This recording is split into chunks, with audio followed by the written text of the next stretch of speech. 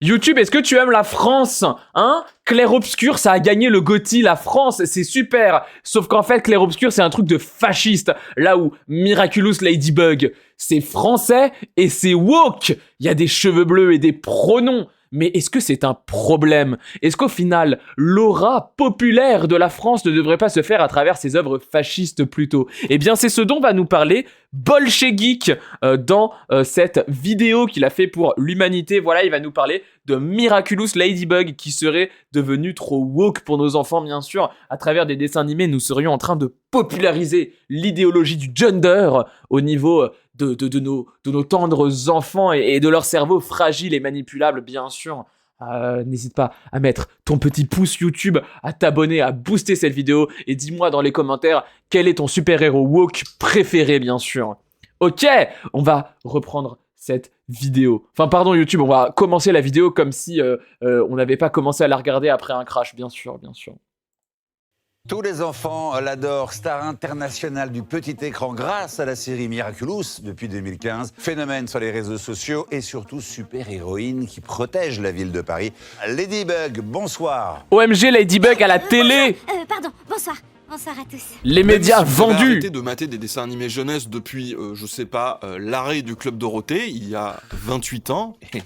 Il dit ça comme si c'était genre il y a longtemps et que ça choquait tout le monde, mais je suis désolé si vous avez connu le Club Dorothée, pour moi vous êtes l'équivalent de mes grands-parents.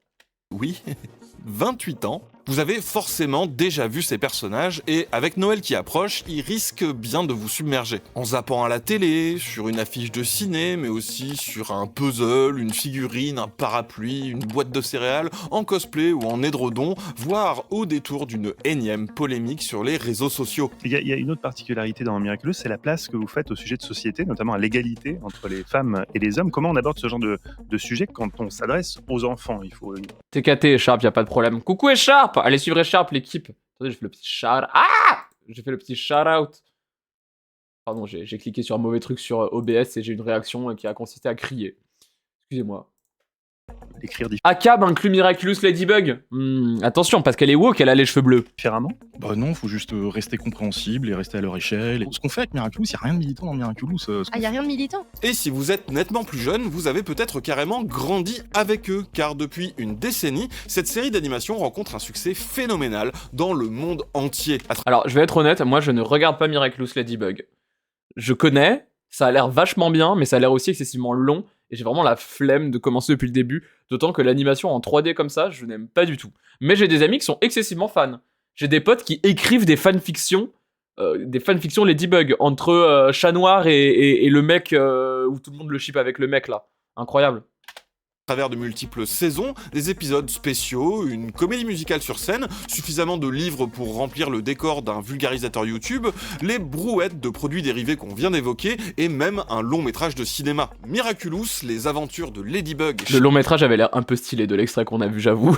Chat Noir n'est pas qu'un simple dessin animé. C'est un empire du divertissement, une véritable industrie à la hauteur de Pokémon, Pat' Patrouille ou Marvel, mais pour le soft power. Tu ne mets pas Marvel ou Pokémon dans la même équipe que la Pat' Patrouille, d'accord? Ici, on ne pardonne pas ces sociotraîtres de la Pat' Patrouille, les vrais chiens, les vrais dogos. Nous, on est contre la police, j'allais dire on tue les flics, ça va pas, je suis malade, je suis en direct sur Twitch, je ne peux pas dire ça. Non, on ne tue pas les flics, on ne fait pas de mal à la police, mais on lutte contre, bien sûr.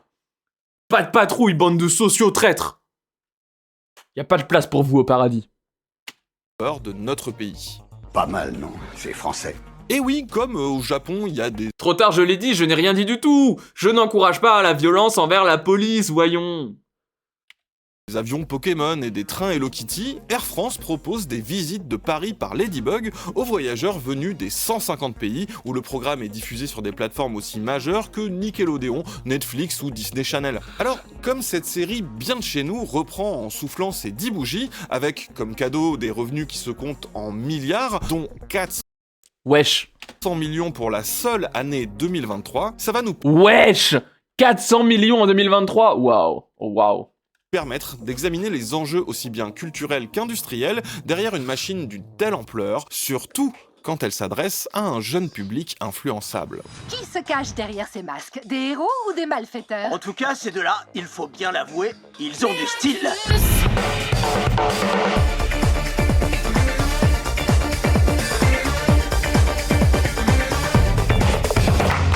Ladybug, qui signifie coccinelle, c'est l'identité de Marinette et c'est une super-héroïne qui veille, malgré son pseudo anglais, sur Paris avec son complice Chat Noir. Ils tirent leur pouvoir et le titre de la série des Miraculous, des bijoux contenant des entités primordiales qui se trouvent être de petits bonhommes tout mignons au grand plaisir des constructeurs des jouets de la franchise. Bon, on va pas... Moi j'en ai un Miraculous, sous la forme de Prince Albert. Pardon, excusez-moi, c'est sorti tout seul.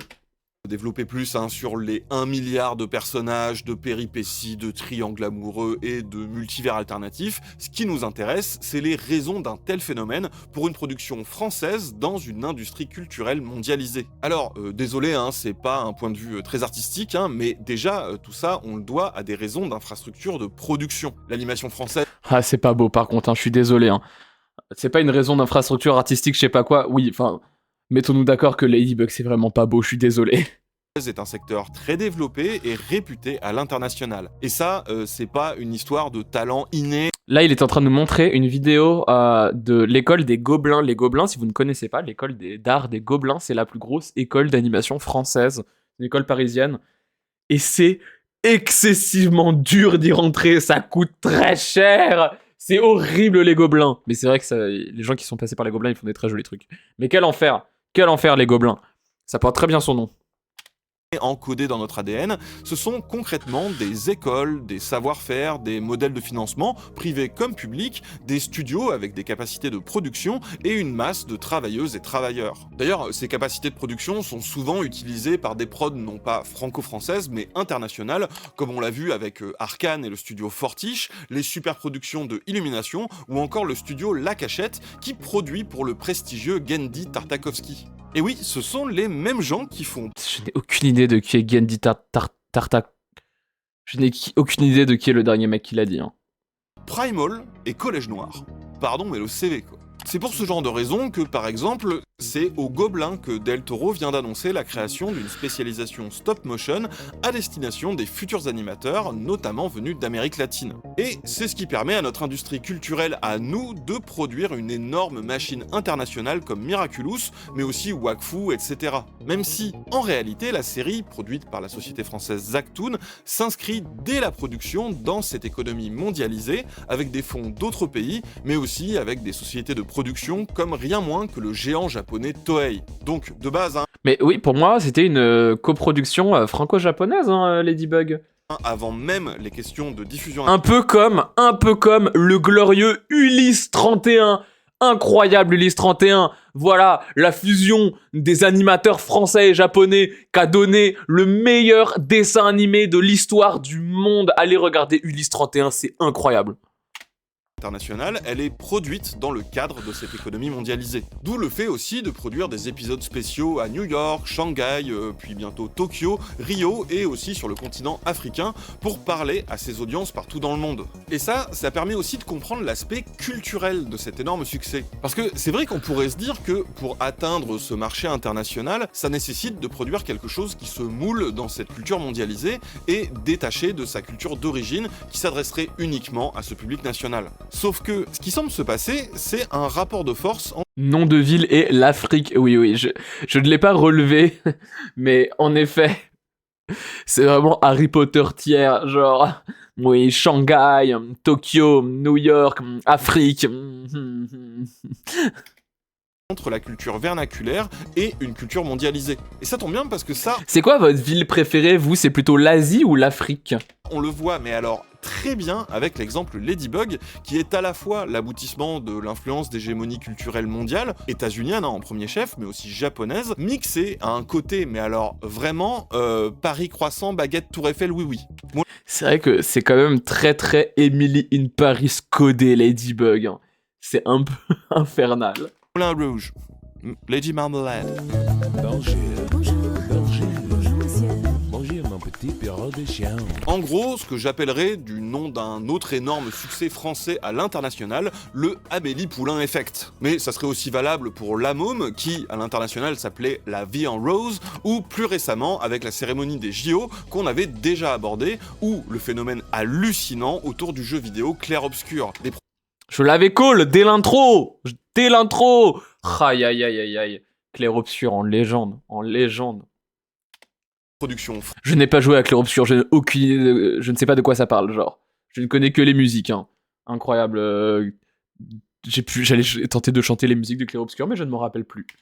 Française qui cartonne tant en France qu'à l'international, non pas en effaçant les aspects culturels spécifiques. Ah si, attendez, Clair-Obscur, Archéo, peinture, Courbera, Eiffel, Clair-Obscur, incroyable, Lorient Star là. Je ne sais toujours pas de quoi parle Clair-Obscur, je dis incroyable, je n'ai pas joué au jeu. Mais au contraire, en jouant sur une forme d'exotisme dans... Genre, je vais être honnête, Clair-Obscur, allez, petite parenthèse Clair-Obscur vite fait, désolé YouTube, hein. T'as pas cliqué pour ça, mais tu l'auras. Viens voir les streams. Clair-Obscur, les seuls trucs que j'ai vus du jeu, c'est des gens qui chantent les musiques et les cinématiques. Mais je n'ai jamais vu un seul extrait du gameplay de Clair-Obscur. Je n'ai aucune idée d'à quoi ressemble le gameplay de Clair-Obscur. Genre, moi j'ai l'impression que c'est un jeu, genre, tu sais, les jeux films où c'est que des QTE, tu sais, les trucs genre Quantic Dream, là, les trucs comme ça, genre les jeux à la Detroit Become Human, là, tous les trucs comme ça et tout, genre. Faut parer en gros. Clair-Obscur, waouh. Aïe aïe aïe. We are Clair-Obscur, we carry the flame. La vision de la France à l'international. Et là-dessus, je sais, d'aucuns s'agacent. C'est du tour par tour de JRPG. Ah ouais, j'aurais pas aimé, heureusement que j'y ai pas joué. Que bon, il y en a quand même un peu marre. Est-ce qu'on est vraiment obligé de faire cette vision ultra cliché à la façon Emily in Paris? Alors, certes, mais ça vous dérange pas quand c'est la 300e œuvre. J'ai trop hâte de l'épisode de Miraculous Ladybug qui se passe dans le téléphérique de Créteil. Vous avez vu le téléphérique de Créteil?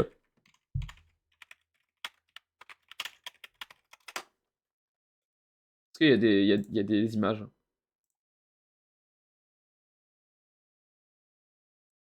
Le RPG bashing gratuit. Eh bah écoute. Écoute, hein. Bah ça dépend, hein. Il y a les espèces de JRPG indé, des trucs un peu à la... Tous les trucs inspirés de Mother et tout, incroyable. Mais j'avoue, les JRPG à la Clair-Obscur, visiblement, pas mon délire. Des cabines de téléphérique sur fond de ciel blanc, comme un air de station de ski en banlieue parisienne. Mais ce chef d'entreprise ne s'apprête pas à dévaler les pistes, il part travailler. Ah, YouTube. Allô YouTube. YouTube qui recrache. YouTube qui est de nouveau finito.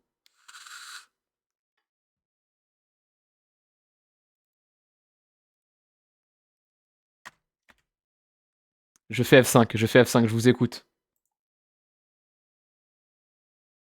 Je vous écoute. Des cabines de téléphérique sur fond de ciel blanc, des cabines dévaler les pistes, il part travailler et il arrivera plus vite au bureau. Ne serait-ce que de gagner... c'est ouf, genre. Sans compter les mais montre-moi des vidéos à l'intérieur. Le téléphérique est parfois arrêté pour réguler le trafic, pas forcément rassurant à près de 40 mètres de hauteur. On est arrêté. Non, bon, et c'est à Créteil. Trop bien, l'épisode de Miraculous Ladybug qui va se passer dans le téléphérique de Créteil. C'est ouf. Venu du Japon avec un samouraï. Mais c'est vrai que Miraculous, ça y va comme il faut, quoi. Marinette Dupin-Cheng, parce que oui, ça paraît absolument normal à tout le monde, sauf à nos gros raslards saucissons pinards, qu'on puisse être métisse asiatique et la meuf la plus franchouillarde de toute la Terre. Marinette Dupin-Cheng, donc, c'est la fille d'un boulanger, ça ne s'invente pas, et... Attends, quoi? Je ne savais... Mais pour moi, c'était dans la série, c'était pas une fille de bourgeoise, genre, normalement? J'ai rien suivi.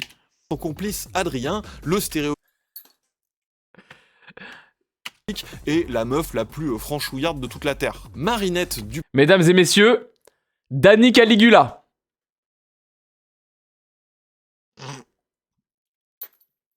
Cheng, donc, c'est la fille d'un boulanger, ça ne s'invente pas, et son complice Adrien, le stéréotype du bourgeois parisien, son daron et antagoniste principal appelé Monarque, c'est un grand couturier.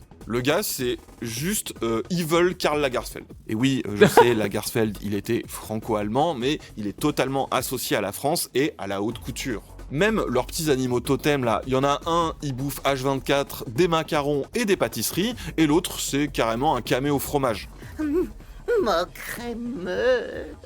Mais genre, Il a raison. Il a absolument raison.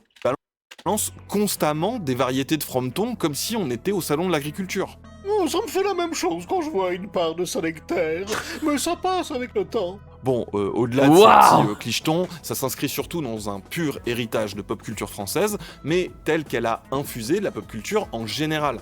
Bon, évidemment, chat C'est vrai que pour l'instant, toutes les images qui montrent, ça a vraiment l'air d'être genre Emily in Paris tiers, genre au secours. noir, probablement une des images les plus connues de Paris, au point que t'en as sur des affiches partout dans le monde. Mais en fait, en anglais, il s'appelle pas Black Cat, il s'appelle Cat Noir. Parce que le terme Cat noir, les amis. Let's go. Après, attention, je ne suis pas hateuse du mot genre noir en mode comme les films noirs, les trucs comme ça. Black noir. Oh, très bien, Black noir, incroyable. Oh. Mais non, mais genre Spider-Man noir, incroyable. Mais c'est vrai que Cat noir. français noir, il renvoie pour le public international pas tant à la couleur qu'au film noir. Je parle comme ça, car je suis français. YouTube. Ah. Oh, YouTube STP. Non, ça va pas faire ça toute la soirée, là. Ça va pas faire ça toute la soirée, quand même. Chat noir.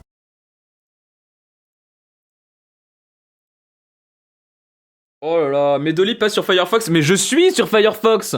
Je suis actuellement sur Firefox. Pourquoi ça... Ah. Bon, je fais une pause pour la capsule, là. Hop. Re-YouTube, pardon, on a eu un petit problème de connexion. Car je suis français. Ça fait pareil chez Troublante en ce moment, vous vous faites vraiment CIA, mais je pense que ça vient de YouTube. Joli rêve, Julie Jan. Bravo à la référence à Has-Been Hotel, bien sûr. J'ai fini la saison 2. Je trouvais ça un peu gaze. Je suis Fanny Ardant. Cet homme n'est pas le colonel Chabert. Aussi, on va pas vous le refaire en détail, hein, parce qu'on l'a déjà traité ici, on est évidemment dans la tradition des montes en l'air, qui remontent à des cambrioleurs réels, et ce qu'on appelait les rats d'hôtel, qui ont donné Arsène Lupin, le Passe-Muraille, les vampires de Feuillade, et puis ailleurs, Catwoman, Cat Size et tout et tout. Surtout, référence, alors... Autant de références que je n'ai pas. Enfin, Catwoman et Cat Size, j'aime, et les autres... On l'a totalement assumé, puisque l'école où va Marinette, c'est l'école Françoise Dupont. Non mais je suis désolé, j'ai commencé la capsule en disant du bien de Miraculous Ladybug parce que j'en avais entendu vraiment beaucoup de bien. Mais je crois juste que les fans sont complètement délulus, genre c'est vraiment genre roman national tiers, au secours. Vous voyez pas qui c'est, Françoise Dupont? Vous êtes sûr? Ah, let's go!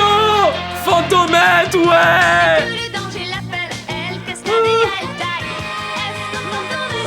Eh ben oui, Fantomette, évidemment, prolifique série de romans populaires des années 60, qui avait déjà donné des BD, une série télé, et ceux qui, comme moi, ont grandi dans les années 90, vous vous souvenez peut-être qu'ils avaient adapté le perso sur le modèle de la série Batman, en partant alors là complètement dans un délire futuriste avec un pétaro sauce Akira, parce que les gens qui créent ces dessins animés maintenant, ils ont eux-mêmes grandi avec tout ça, et au lieu de juste se dire « Ah, c'était quand même mieux avant, comme par hasard, quand moi j'étais petit », ils sont actuellement en train de créer l'imaginaire des nouvelles générations. Donc vous voyez que c'est un jeu de va-et-vient, des influences qui en quelque sorte reviennent à la maison après être passées par l'imaginaire collectif international et qui repartent se mêler à d'autres influences et ainsi de suite et ainsi de suite. Ah, j'aime pas l'utilisation du terme d'influence là-dessus parce que je suis désolé mais genre on a trop en ce moment dans les différentes œuvres qui sortent, notamment en animation mais pas que, ce truc de bander les vieux trucs à base de références dans tous les sens aux vieux trucs et tout, et genre,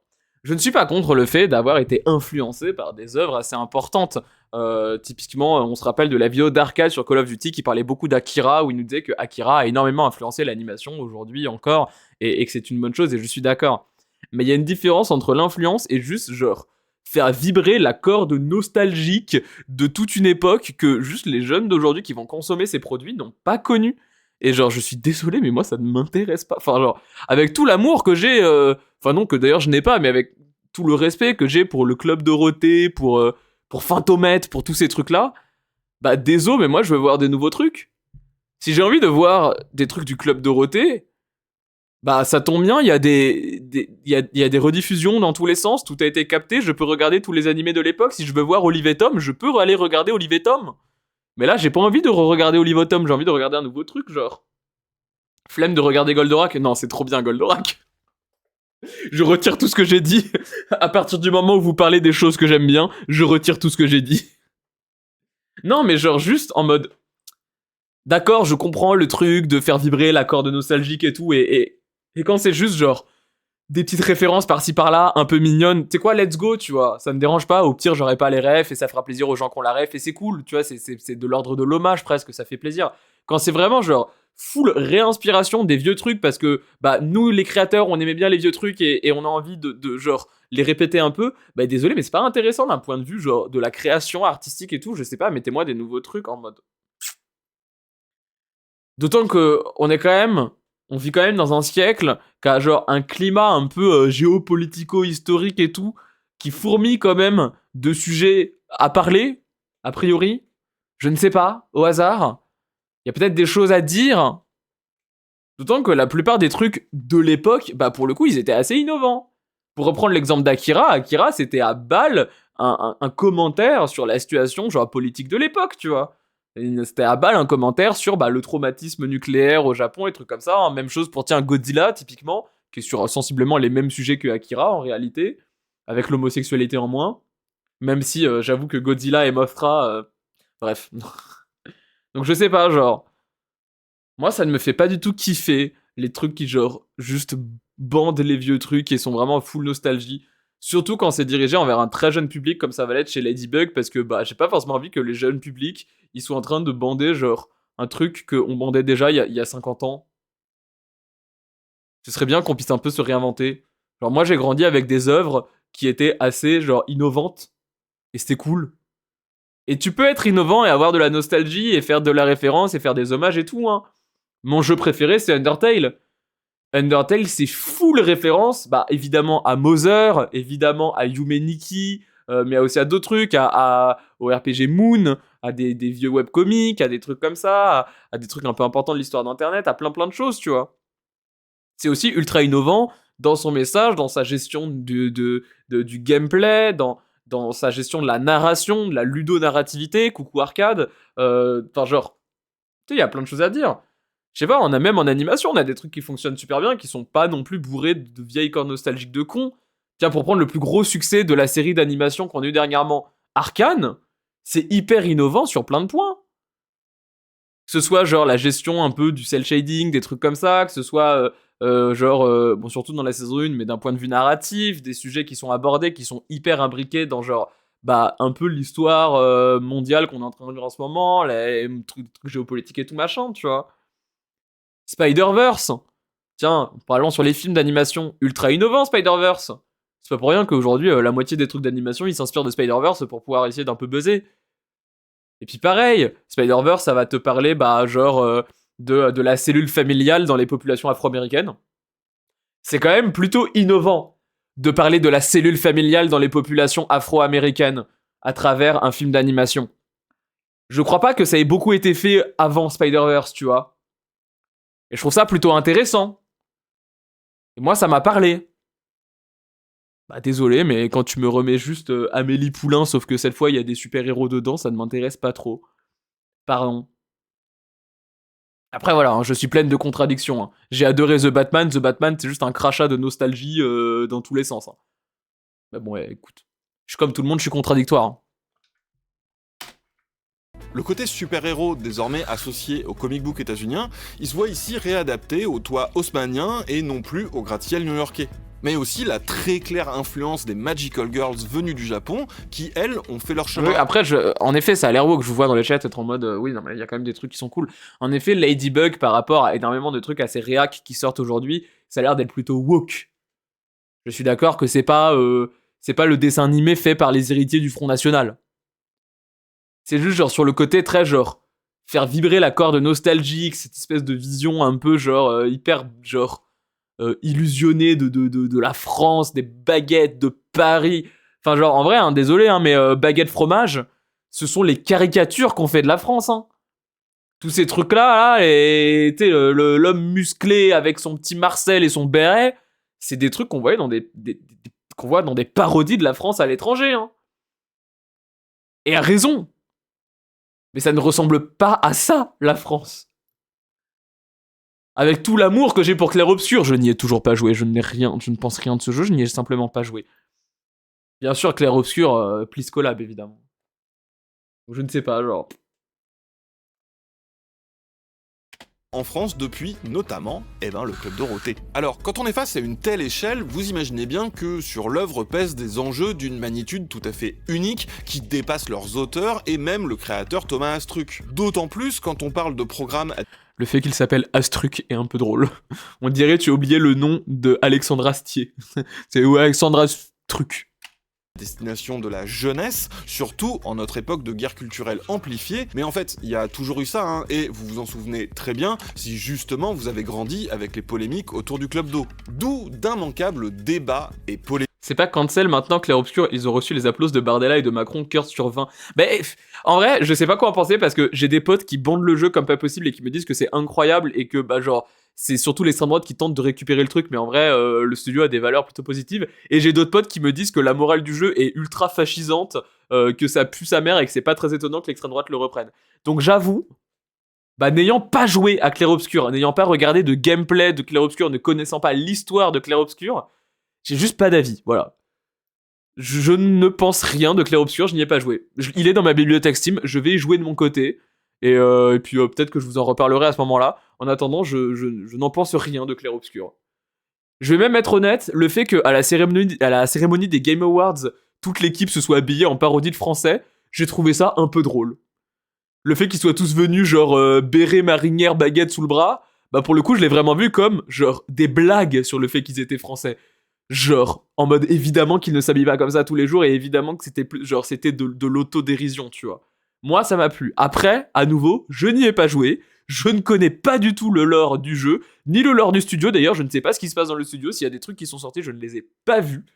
Donc, je n'en sais rien. Voilà.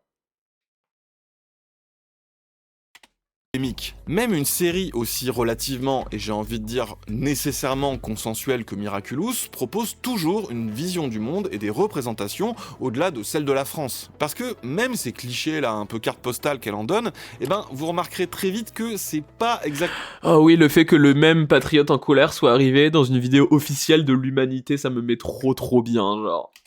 Les mêmes que ceux que d'autres véhiculent de leur propre pays. Du balai, bande de ravolants! Combien de fois faudra-t-il vous le dire, monsieur Ramier? On ne nourrit pas les pigeons! Et c'est là où, forcément... Et oui, n'oublions pas que le vrai problème des flics, c'est qu'ils empêchent les dignes vieux de pouvoir nourrir les pigeons. ACAB! Liberté pour nos vieux qui nourrissent les pigeons! C'est ça le vrai problème de la police. Et ça fait grincer des dents. Rien que leur pari un peu futuriste là, c'est pas un choix anodin. Ils sont vraiment partis, mais alors sur un truc très positif, presque utopie au punk, avec beaucoup d'infrastructures publiques, très énergie propre, C'est vrai que ça fait très genre Paris Solar Punk. Putain, c'est vraiment le pari rêvé de Annie Dingo. Architecture... Vous aviez vu ce projet de refaire la tour Montparnasse, horrible, genre végétalisée et tout. Alors que la tour Montparnasse c'est sûrement le plus beau bâtiment qu'on ait en France, genre. Est-ce que je peux retrouver des images de cette merde là? Voilà. Ils voulaient faire un truc comme ça là. Au secours. Dégueulasse. Aïe aïe aïe aïe aïe aïe aïe. Avec des arbres partout et tout là. Par pitié, genre. Au secours.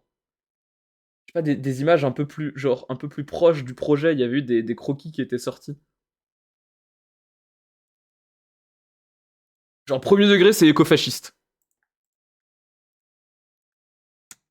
Regardez, avec des jardins en haut, là, dans des serres, des petites lumières un peu mignonnes. On refait les vitres comme ça pour donner un petit air un peu plus moderne, quoi, tu vois. Et puis, on met quand même des arbres pour montrer un peu la cohésion entre la civilisation et la nature, quoi.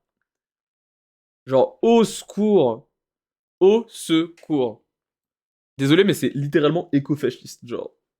C'est quoi le problème avec les bâtiments plus végétalisés? Ben alors c'est souvent déjà juste genre du greenwashing à balle parce que c'est absolument pas écolo, hein. Genre venir genre planter des arbres dans la tour Montparnasse en plein milieu de Paris, ça ne va pas aider Paris à être moins pollué, hein. Ce qui va aider Paris à être moins pollué, c'est simplement genre filer les transports gratuits. Tu mets les transports gratuits en Île-de-France, tu diminues mais par 2 la pollution parisienne. Tout simplement. C'est pas genre faire en sorte qu'on puisse se baigner dans la Seine ou genre avoir une tour Montparnasse avec des arbres en dessous, tu vois. Non, c'est pas spécialement genre écolo. Tu veux rendre la France plus écolo, bah t'interdis aux usines de polluer et tu leur mets des taxes de baiser du crâne quand elles polluent. Tout simplement. Désolé, hein, mais c'est pas genre empêcher les SUV dans Paris qui va changer grand chose, hein. Genre oui, j'ai conscience que les gens qui conduisent en SUV, c'est surtout les riches et je m'oppose pas spécialement à cette mesure, je m'en branle surtout, pour être honnête. Mais par contre, c'est pas dire prenez votre vélo, hein, qui va changer quoi que ce soit, hein. C'est plus agréable à vivre, ça vient pas avec des gros inconvénients à ma connaissance. Mais en fait, genre, je vois ce que tu veux dire, tu vois. Mais faut bien se dire que la raison pour laquelle la tour Montparnasse, on veut la modifier, c'est parce que la gueule qu'elle a actuellement, que je vous montre la gueule de la tour Montparnasse, c'est jugé comme étant laid. Par beaucoup de gens. J'ai une image un peu jolie de la tour Montparnasse. Voilà, très bien ça. Ah non, c'est flou? Non, c'est pas flou. Ouvrir l'image dans un nouvel onglet, paf. C'est un peu flou, mais c'est pas grave, ça fera l'affaire. Là, ça, t'as beaucoup de gens qui trouvent que c'est moche. Et je suis désolé, mais commencer à juger l'esthétique de bâtiments comme ça, très industriels, bah c'est déjà un peu une vision low-key, fascisante de l'architecture, tu vois. Parce qu'en fait, genre, l'architecture comme ça, l'architecture assez brute, bah, pourquoi est-ce qu'on trouve ça laid? Les goûts et les couleurs, c'est pas un truc qui est inné, c'est pas un truc qui apparaît magiquement dans votre tête, c'est social. Ça s'inscrit dans, genre, dans la société. Pourquoi on aime tel type ou tel type d'architecture? C'est dû au fait que tel type ou tel type d'architecture, ça va être associé à une réalité sociale qu'on va aimer ou qu'on va pas aimer. Et la raison pour laquelle, tous les trucs un peu brutalistes, un peu genre comme ça, très brut, on trouve ça assez laid, c'est pour une raison toute conne.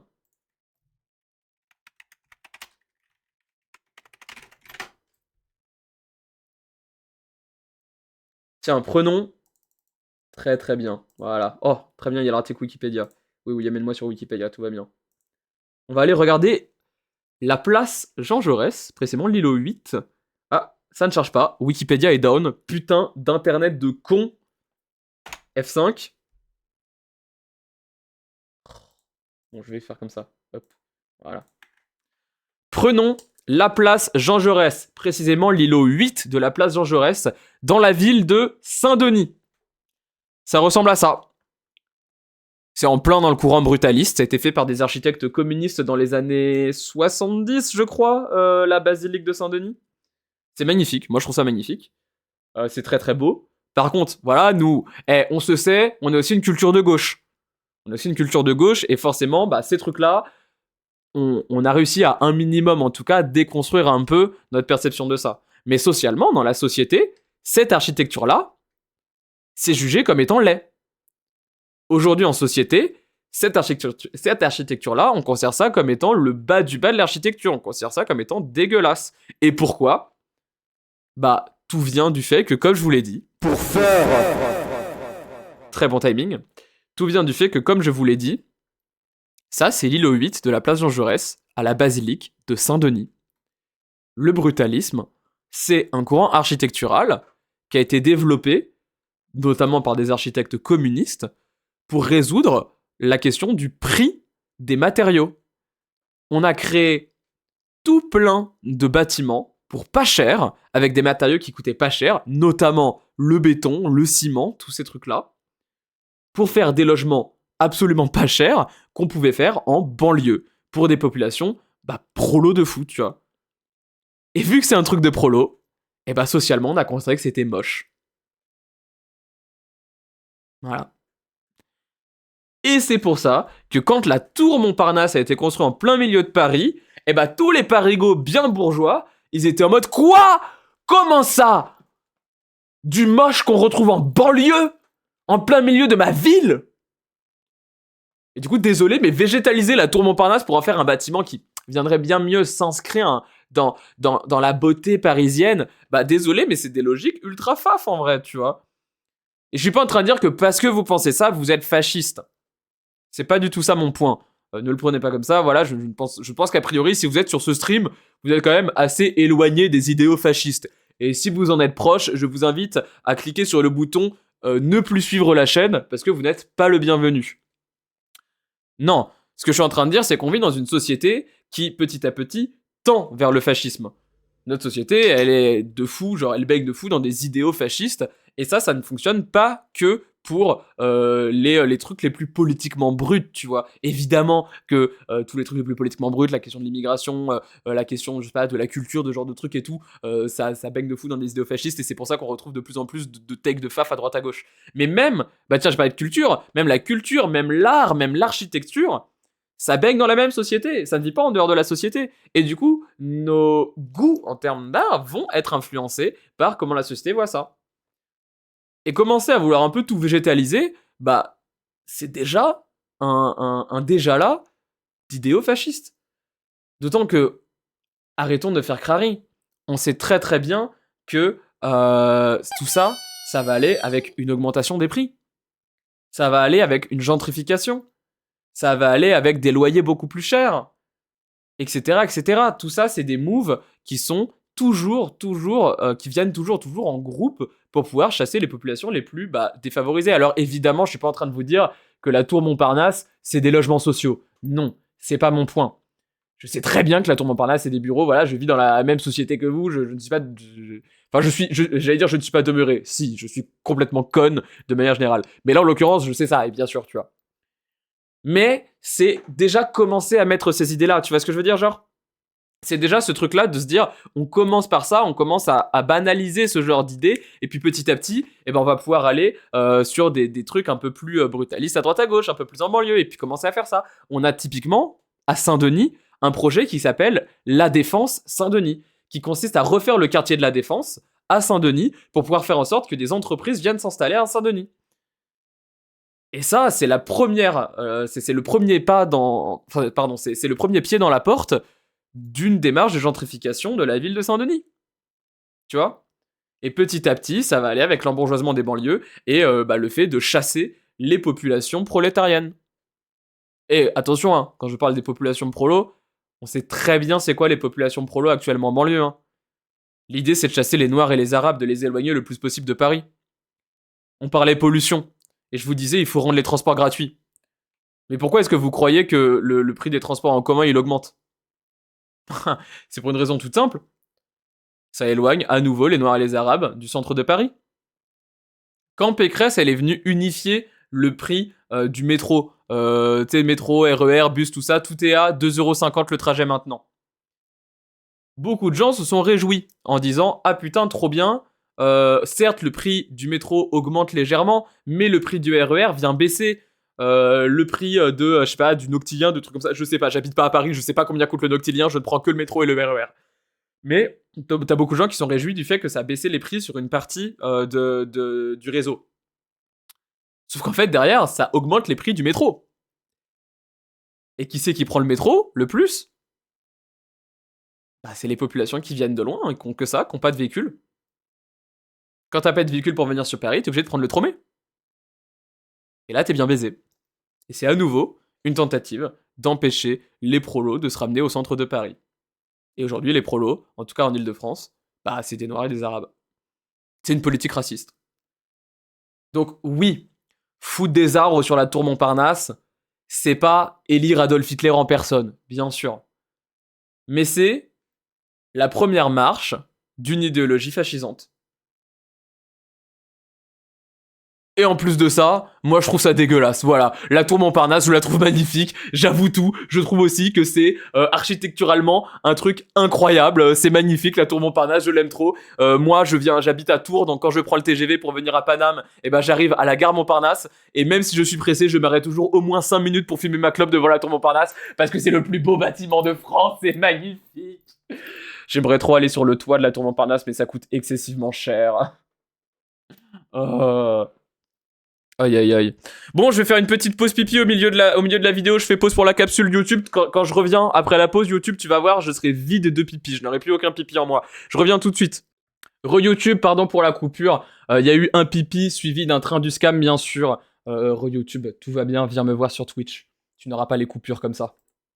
Digitalisé, vraiment limite le même de le futur si. Alors, il y a ce côté très cosmopolite sur lequel on va pas revenir, mais dites-vous que même si vous vous en rendez pas compte au premier coup d'œil, l'urbanisme a été designé volontairement dans les détails pour qu'il y ait du braille, des rampes et autres accès censés la présenter comme inclusive. Et oui, alors que vraiment pas du tout, hein. La ville de Paris est sûrement la ville la moins inclusive de France, genre c'est trop grave. OMG, Serge, bravo pour les 10 streams d'affilée, j'avais pas vu. Étrangement, par rapport à ce qu'on a déjà dit dans notre épisode sur le Solarpunk, eh ben Miraculous, c'est une des seules œuvres populaires majeures récentes qui va proposer d'aller vraiment à fond la caisse dans un imaginaire futur désirable progressiste. Parce que on a beau proposer une espèce d'image d'Épinal, c'est quoi l'image d'Épinal qu'on propose, en fait? Ouais, je suis désolé, hein, mais mentir comme ça et faire une espèce d'illusion Solarpunk chelou utopiste de Paris... J'avoue ne pas avoir creusé le sujet, donc j'irais bien regarder moi de mon côté sa vidéo sur le Solarpunk qui est sûrement très intéressante. Mais là, comme ça me fait tiquer. Hein. Genre, c'est juste mentir et faire une propagande, genre, sur une ville qui est objectivement néfaste pour les marginaux, particulièrement les handicapés et les racisés, genre. Je trouve ça un peu, genre, chelou. Et par chelou, j'entends, genre, validiste et raciste. Peut jamais plaire à tout le monde, même si on le voulait pour des raisons commerciales. Et là, je veux dire, ouais, il y a des trucs, ça peut faire péter un câble à certains. Genre, ce final de saison où la maire de Paris, qui est aussi une maman en couple avec une autre femme, est interviewée par la présentatrice drag queen du JT sur fond Solarpunk d'éoliennes. Bonjour les amis, bienvenue dans Nouveau Monde. Ça ne fait que quelques semaines que vous êtes mairesse de Paris et pourtant vous avez déjà transformé la ville. Quel est votre super pouvoir? Non mais... Ok, vous savez ce que ça me rappelle? Alors attendez que je vous retrouve ça.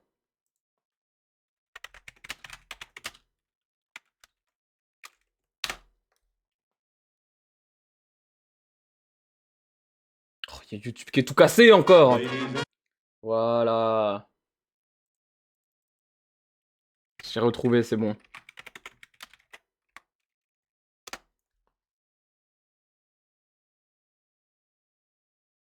Très bien.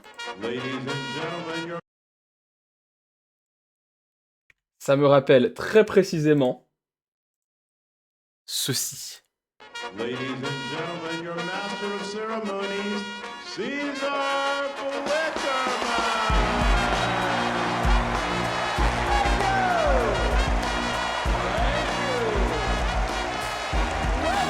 Welcome to the 74th Annual Hunger Games!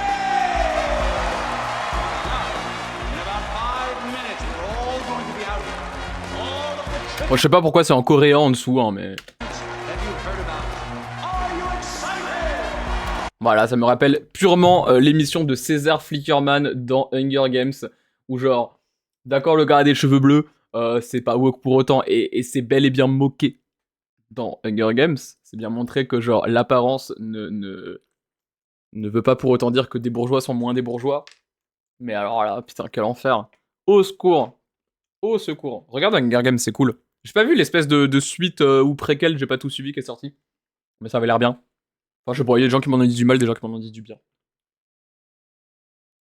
Ok, là, j'avoue, vous voulez nous les casser sur CNews. C'est quoi, c'est encore un coup de Thomas Joly, c'est ça? Je vous remercie, mais mon seul super pouvoir, c'est vous. C'est la révolution C'est gratuit, là, le truc sur Thomas Joly. citoyenne du peuple de Paris qui a repris aux bourgeois les clés du pouvoir. Mais...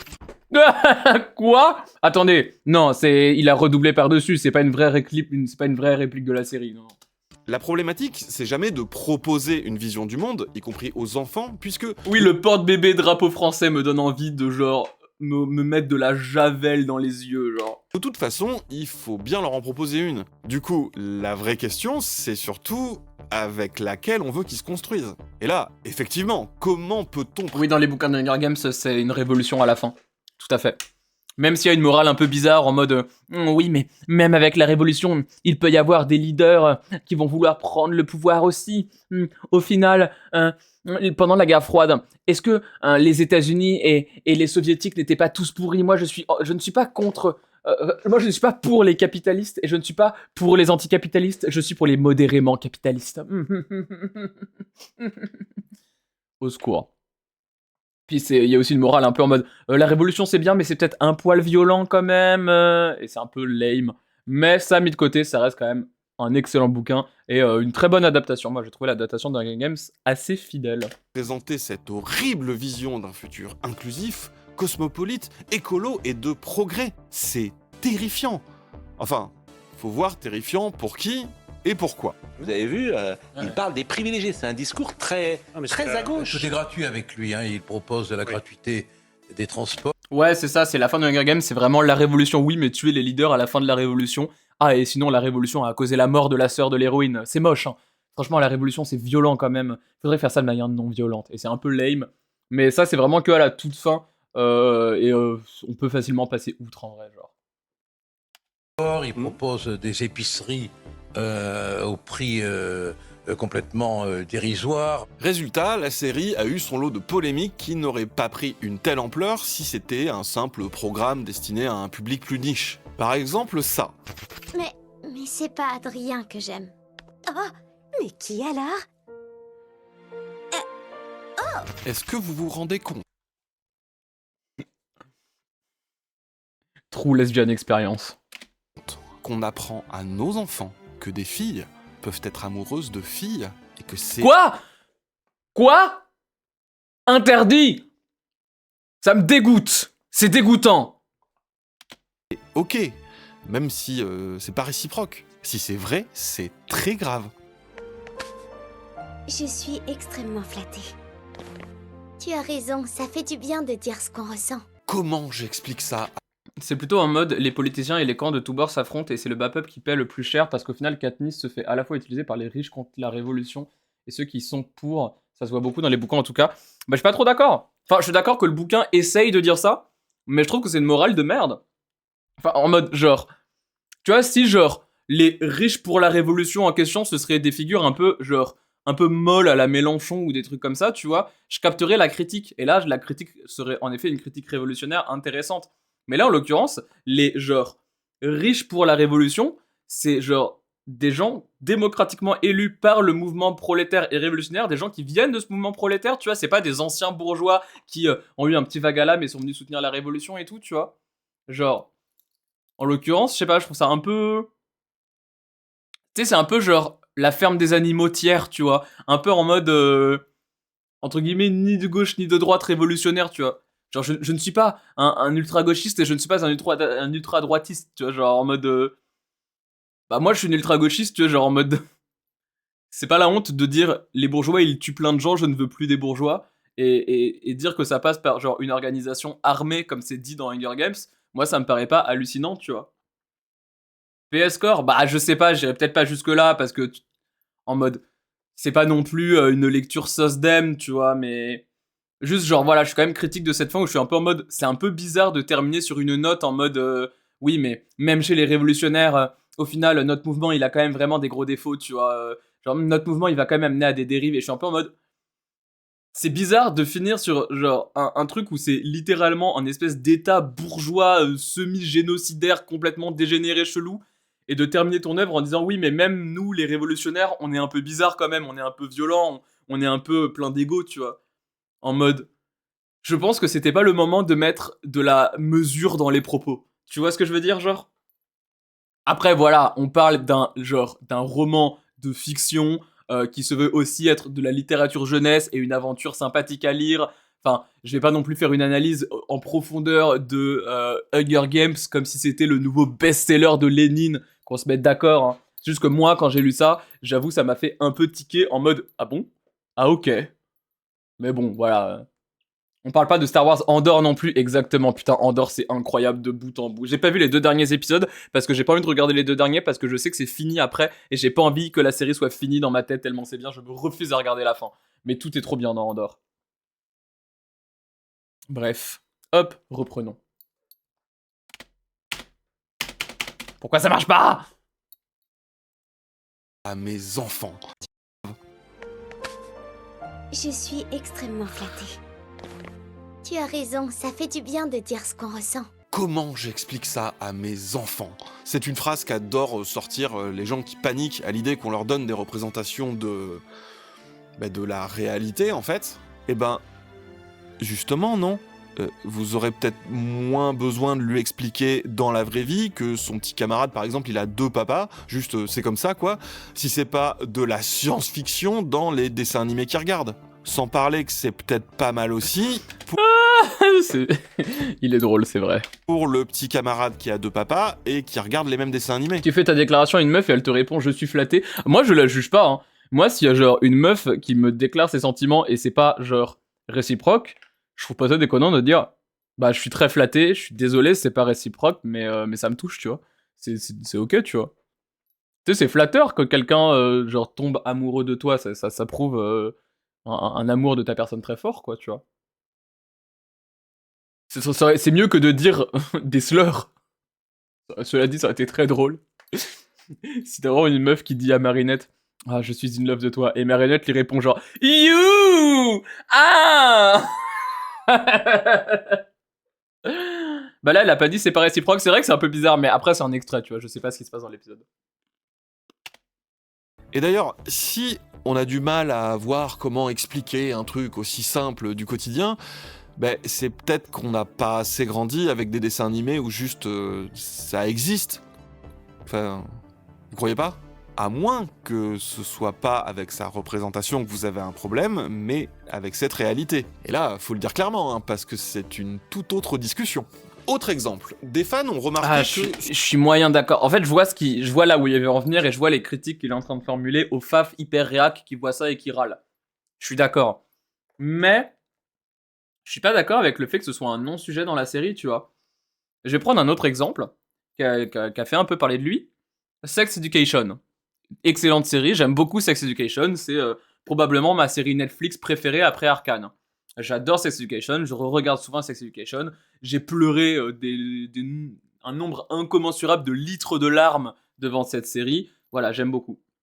Mais cette série a un problème assez fondamental, que j'ai l'impression de retrouver dans les extraits qu'il est en train de montrer, de ce qu'il est en train de dire de Miraculous Ladybug, c'est qu'il y a une énorme diversité, mais genre vraiment énormissime, dans Sex Education, et que c'est jamais adressé. Dans le lycée de Sex Education, on dirait que genre, le validisme, le racisme, la transphobie, tout ça, ça n'existe pas. Il y a de la misogynie, le sujet de la misogynie est abordé par la série, c'est vrai, mais tout le reste n'est jamais abordé. On dirait qu'on vit dans une espèce d'utopie où la quasi-totalité des oppressions ont cessé d'exister. Et moi, je suis désolé, mais faire des trucs feel good, genre full feel good comme ça, qui refusent d'aborder certains sujets du genre, dans un monde genre violent comme le nôtre, ça me met mal à l'aise. J'aurais du mal à... Là, comme ça, j'avoue, j'ai pas non plus une analyse politique très forte de ce truc-là. Faudrait que je me pose, que j'y réfléchisse, et je suis en direct sur Twitch, j'avoue ne pas avoir le temps de là aller me poser dans mon canapé et faire une dissertation dans ma tête. Désolé. Mais j'avoue que quand je regarde Sex Education, et j'imagine que ça me ferait la même en regardant Miraculous Ladybug, ce truc-là de dire c'est pas un sujet, c'est normal, les oppressions n'existent plus, alors qu'on vit dans un monde qui est ultra raciste, ultra validiste, ultra violent, genre ultra transphobe et tout. Bah non, du coup ça me met trop mal à l'aise, genre. En mode... Tu sais, ça me vend une version idéalisée de la réalité comme si elle était réelle, comme si elle existait, comme s'il fallait pas parler de ces sujets. C'est bizarre. C'est vraiment bizarre, genre... Je sais pas, moi ça me met très mal à l'aise, tu vois, j'aurais préféré que... Alors sans en faire le sujet central de la série.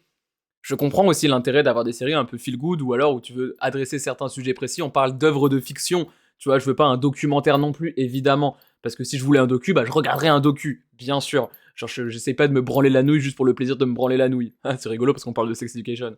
Mais, tu sais, avoir genre 1 ou 2 épisodes où le sujet est abordé, ce serait pas mauvais, tu vois. Ils ont vaguement tenté de le faire sur Sex Education, mais super légèrement, et c'est trop bizarre, tu vois. Et je sais pas, là-dessus, je trouve qu'un truc, tiens, pour reprendre un peu les teen séries, je trouve que Euphoria le fait avec un peu plus de justesse. En tout cas, sur la question du validisme, de la transphobie, de la misogynie. Parce que sur la question du racisme, c'est un peu plus léger quand même dans Euphoria. Hein. C'est quand même pas trop traité. Vaguement, très vaguement. Mais pas trop, genre. Après, Euphoria a plein de défauts également. Hein. Mais je sais pas, tu vois, je trouve la série traite ça avec un poil plus de justesse. Justement, moi, quand j'ai morflé au taf à cause de remarques, comportements sexistes ou quoi, j'aimerais bien avoir une série feel-good utopique comme ça pour redescendre. Je capte aussi. C'est pour ça que je dis, j'avoue, je vais pas vraiment non plus très réfléchir au sujet, et c'est pour ça que je prends aussi des pincettes, hein. J'ai pas envie de vous dire en big direct des propos auxquels j'ai pas assez réfléchi et que je vais être amené à regretter après. Voilà, un petit peu de nuance, ça peut toujours faire un peu de bien. Mais moi, j'avoue, j'ai quand même je suis quand même mal à l'aise devant. Tu sais, j'ai ce petit mal-être de... bizarre, tu vois. Pourquoi est-ce qu'on n'en parle pas? Pourquoi est-ce que ça n'existe pas? Je sais pas. Faudrait que je me pose dessus pour voir un peu pourquoi ça me dérange. Mais je sais pas, le feel-good pour le feel-good où tu oublies des sujets de société qui sont fondamentalement violents et que tu fais genre ça existe pas. Je sais pas, moi ça me... Il y a surtout une dissonance sur l'importance d'amener sur un type d'oppression. Non, attends, pardon. Il y a surtout une dissonance sur l'importance amenée sur un type d'oppression versus le silence sur le reste. Ouais, après, ce qui me dérange, c'est pas un truc d'incohérence scénaristique, tu vois. Parce qu'à la limite, ça, c'est bon, je passe outre, tu vois. Genre, je m'en fous un peu en mode, c'est ok. Je regarde pas non plus Sex Education parce que je me dis, c'est vraiment la série la plus logique et qui a super bien compris le principe de suspension consentie de l'incrédulité. Genre, non, c'est une série Netflix feel good à la con que j'aime beaucoup, mais voilà, ça va pas plus loin. Mais ouais, peut-être que ça joue un peu après. Tu vois, je sais pas trop. Je crois que ça me choque dans un contexte aussi réel que la ville de Paris qui est la nommée, c'est pas full une ville imaginaire. Bah ouais, tu vois, et typiquement, je pense que ça, c'est un truc qu'il y a aussi beaucoup dans Sex Education. En mode, ça se passe, je crois, en Grande-Bretagne, Sex Education. Et vas-y, bah il y a des trans dans Sex Education et c'est absolument pas un sujet. En littéral Grande-Bretagne, genre. Wesh. Il y a à Bâle, genre, tu sais, de noirs, de maghrébins et tout machin. Et pareil, c'est pas un sujet. Dans un pays aussi raciste que la Grande-Bretagne.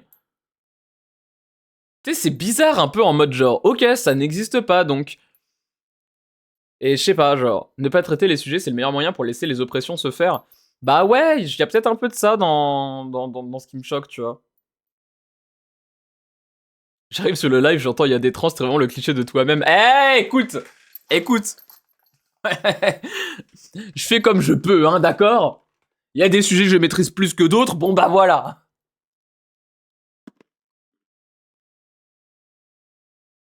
Je suis d'accord, c'est bien d'avoir des trucs utopiques feel good de temps en temps. On n'a pas besoin que littéralement toutes les œuvres nous rappellent en permanence la violence qu'on subit déjà tous les jours partout. Mais je pense qu'il y a une juste mesure à avoir entre les deux, tu vois. Genre, sur Sex Education, excusez-moi, je mange en parlant, désolé les misophones du chat. Mais tu vois, sur Sex Education, je demande pas non plus avoir un docu sur la transphobie, la misogynie et le racisme qu'il y a dans les lycées en Grande-Bretagne, tu vois. Parce que si je veux voir ça, bah je vais aller voir un docu qui parle du harcèlement oppressif dans les lycées en Grande-Bretagne. Il y en a sûrement des très bons. Mais de là à en faire un non-sujet et de me vendre une version inexistante et factuellement, genre irréelle, d'un milieu qui est fondamentalement violent, bah ça me fait bizarre parce que des gens qui connaissent pas la violence de ce milieu, ils peuvent se dire ah ok c'est comme ça, et ça viendrait complètement invisibiliser bah, tout plein de problématiques qui sont bel et bien réelles, tu vois. Et je pense que juste avoir 1 ou 2 épisodes qui parlent de ça, c'est pas déconnant. C'est une bonne juste mesure, tu vois, de dire oui bon par contre attention, c'est pas genre une espèce d'utopie ou quoi, c'est juste pas le sujet qu'on va pas traiter fondamentalement de ce sujet en profondeur, ça va pas être le sujet central de notre œuvre, vu que le sujet central de Sex Education, bah c'est le sexe, même pas en plus, c'est même pas vrai, c'est même pas le sujet de Sex Education.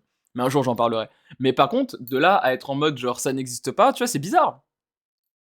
Il y a l'épisode avec la famille d'Eric.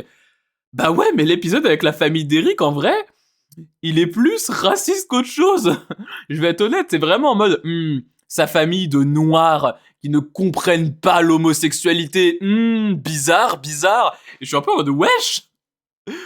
Genre, arrêtez. Je grossis le trait, évidemment, je l'ai vu cet épisode, j'aime beaucoup cette série, je sais très bien que c'est un peu plus nuancé que ça, tu vois. Mais c'est un peu, tu sais, c'est un peu genre en mode ah ok. Ça fait un peu doudou du coup, bah ouais, mais moi je suis désolé, dans une société violente comme la nôtre, tu peux pas ne pas parler de violence, tu peux pas genre faire crari les trucs sont non violents quand le monde entier est d'une violence inouïe quoi. Et je comprends la volonté d'avoir un doudou, mais je pense qu'il y a un middle ground à avoir. Tu sais, il y a des trucs qui sont doudous et qui pour autant bah, ne viennent pas cacher aussi la violence de la société. Et c'est pas pour autant des trucs qui sont horribles à regarder. Tiens, prenons une autre série un peu dans la vibe de Sex Education, Heartstopper. Heartstopper, hein, vous êtes plein d'LGBT dans le chat, on se sait, on a tous et tous regardé Heartstopper. Voilà, on va arrêter de faire crarrer, on a regardé, et tu sais quoi, on a kiffé. Moi j'ai kiffé Heartstopper en tout cas. C'était trop bien. Et c'est doudou, Heartstopper. C'est objectivement une série doudou, Heartstopper. Tu regardes pas Heartstopper parce que t'as envie de pleurer tellement c'est horrible, tu vois. Pour autant, c'est aussi une série où des sujets de violence grave, notamment dans la jeunesse, sont abordés. La transphobie est très justement abordée dans Heartstopper, typiquement. Avec l'épisode de... j'ai bouffé le nom de la meuf trans, mais quand elle va à la radio et que c'est genre des espèces... Ça la met en face à face avec une terf et tout, tu vois. Pareil, série qui se passe en Grande-Bretagne, et c'est pas le sujet central de ce personnage. Le perso trans en question de Heartstopper ne vit pas à travers le fait qu'il est trans, tu vois. Et moi, je suis très content de ça, ça fait du bien aussi d'avoir des persos qui sont trans, où c'est pas caché, c'est pas non plus le sujet du perso. C'est très cool. Par contre, tu peux pas non plus nier que, une adolescente trans en Grande-Bretagne, bah, elle va vivre de la transphobie à balle. Et c'est cool que t'aies un épisode qui, à un moment, traite de ça. C'est très bien. C'est pas le sujet central du perso, et le perso a plein d'autres épisodes, et avant et après, qui parlent juste d'elle comme d'une meuf normale. Et c'est très bien, mais c'est cool d'avoir ce truc-là de juste être en mode oui, mais attention, ça existe. Tu vois, ça existe et on va pas nier l'existence de ce truc-là. Puis évidemment, il y a le sujet de l'homophobie qui est abordé dans Heartstopper, mais ça pour le coup, c'est quand même le sujet un peu central de la série. Hein. Ça parle de genre d'homosexualité dans la jeunesse, donc évidemment que c'est abordé. Tu vois, de la même manière que Sex Education aborde vachement plus la misogynie parce que c'est compliqué de parler de relations sexuelles entre jeunes et de pas parler de misogynie. En mode oui, bien sûr. Je ne sais pas, genre. Elle s'appelle Elle. Ah oui, c'est vrai qu'elle s'appelle Elle. Très très cool. Très très très cool. Donc je sais pas, voilà, ça me... moi j'avoue, montrer des trucs un peu genre idéalisés full non violents comme si la violence n'existait pas dans notre société, ça me fait bizarre. Puis c'est vrai que ça file des miettes aussi beaucoup aux faf qui peuvent se régaler après quoi, mais bon. Des pièces, pardon, pas des miettes. Mais après bon, ça je m'en fous un peu, hein. Parce que quoi qu'on fasse, dans tous les cas, les faf, ils vont tenter de nous foutre sur la gueule, donc à la limite, autant ne pas les calculer. Mais ouais, je sais pas. C'est peut-être aussi doudou pour les 6-7 blancs, du coup, le Sex Education. Peut-être. Ça, j'avoue, je ne connais pas la sociologie des gens qui ont regardé cette série. Vu le perso principal, ce serait pas très étonnant. Après, je sais pas trop. J'avoue, je sais pas trop. Après, voilà, attention. C'est pas non plus une diss track envers Sex Education. C'est une de mes séries préférées. J'aime beaucoup cette série. Je pourrais en parler en long, en large et en travers. Le seul regret que j'ai surtout dans Sex Education, c'est le sexe. Je pense que Sex Education est une excellente série, mais que le sexe n'apporte rien à la série. Ce qui est dommage, parce que c'est le nom de la série. Mais je trouve que ça n'apporte absolument rien. Parce que sinon, c'est vraiment une excellente série qui parle très très justement de relations humaines. Voilà. Et ça, c'est super bien. Mais bon, ça a quand même ses défauts. Et j'ai beau adorer cette série, je pense que c'est bien de savoir reconnaître les défauts.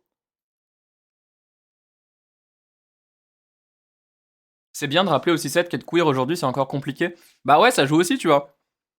Genre, imagine, tu vois, tiens, admettons, bon moi j'ai une petite lecture politique, mais admettons, je regarde Sex Education sans aucune lecture politique. Je vois un lycée où il y a plein de genres de noirs, d'arabes et tout, et ils ne vivent aucun racisme. Et bah je vais me dire, ah putain, c'est trop bien les lycées en Grande-Bretagne, le racisme n'existe plus. Trop cool. Ça va, c'est easy. Bah c'est bizarre, tu vois. Parce qu'en fait, non.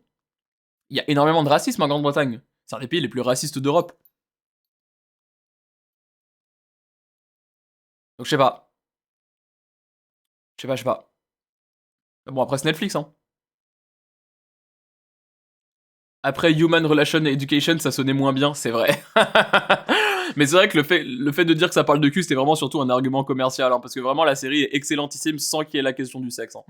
Mais bon, écoute, je suis pas non plus sex-neg, hein, c'est ok, genre... C'est juste que je trouve que ça apporte pas grand-chose dans la série, mais bref. Bref. Assez parlé de Sex Education, reprenons Miraculous Ladybug. Sur un épisode, dans la version française, celle d'origine normalement, dedans, il manquait pas moins de 3 minutes par rapport aux versions internationales. Tiens donc. Il se trouve qu'à un moment, la maman de Marinette, elle se retrouve dans le bus sans titre de transport parce que sa fille est partie avec. Bon. Et ben dans la version non censurée, il se passe ça.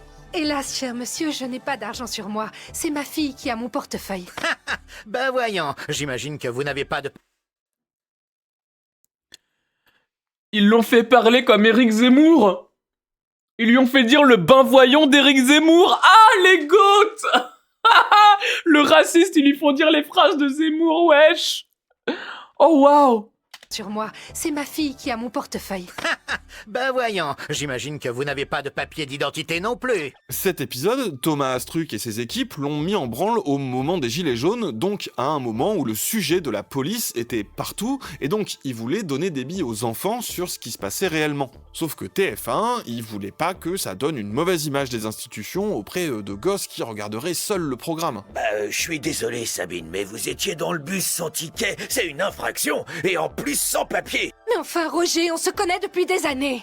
Attention, Roro, elle s'énerve. Donc à la place, comme... Wesh. Et ça a été censuré, mais putain, mais notre pays est complètement finito, wesh. Pays de gros racistes, la vie de ma mère, genre. C'est trop grave. Alors que c'est ultra chill, genre, la vérité, genre, en mode, c'est vraiment pas la dénonciation du siècle, hein, ça va, genre. Même ça passe pas. Mais wesh. Pays de race là. D'hab, et si on faisait semblant que juste ça existe pas? Technique d'éducation de l'autruche qui a toujours de très bons résultats. Oh là, vous allez vous calmer tout de suite, d'accord? Parce que là, on n'est pas loin de l'outrage à agent. Oui, c'est ça, outrage. Y'a un problème, Roro? Attends, le gars, c'est genre... Le gars, il est pote, mais genre, il va quand même... Mais wesh, genre...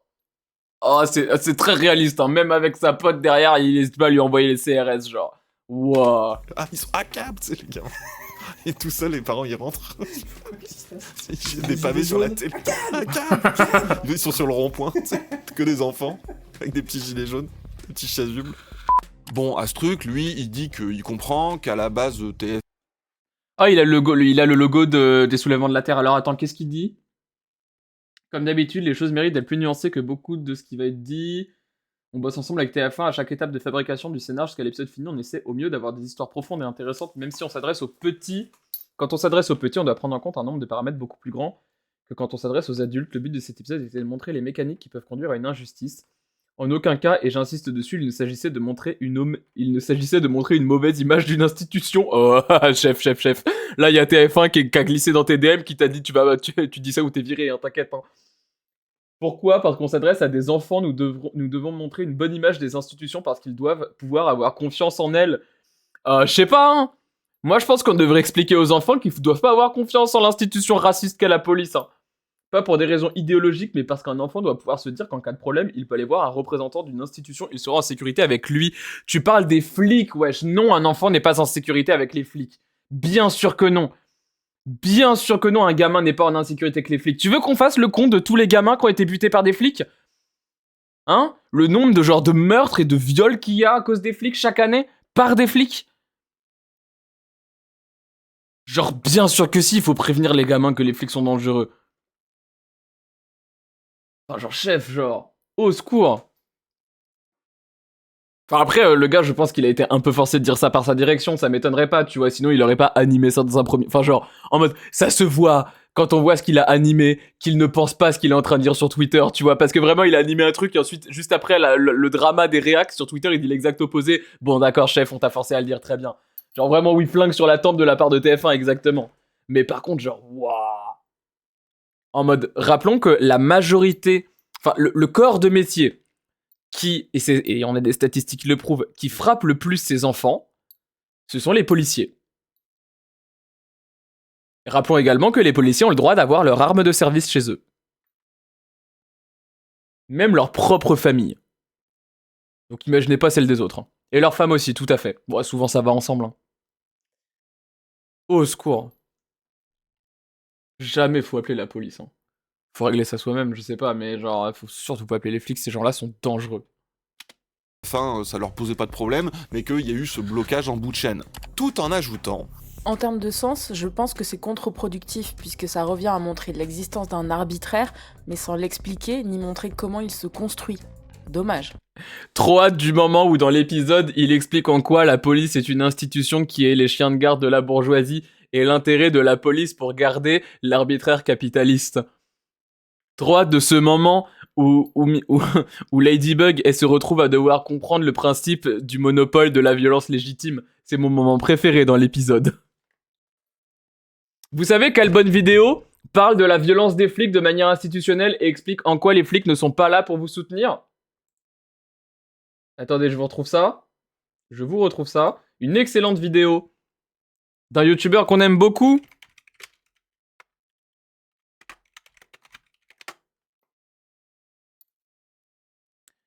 Le script de Arcade sur Undertale parle très justement du principe de violence policière, notamment d'un principe très précis qu'on appelle le monopole de la violence légitime, qui explique le rôle de la police en tant qu'institution au sein du système capitaliste, le rapport des flics aux bourgeois, voilà, tout ça en faisant une analyse de Sens le squelette de Undertale. Je déconne pas, c'est sûrement la meilleure analyse d'Undertale que j'ai vue de ma vie. Voilà.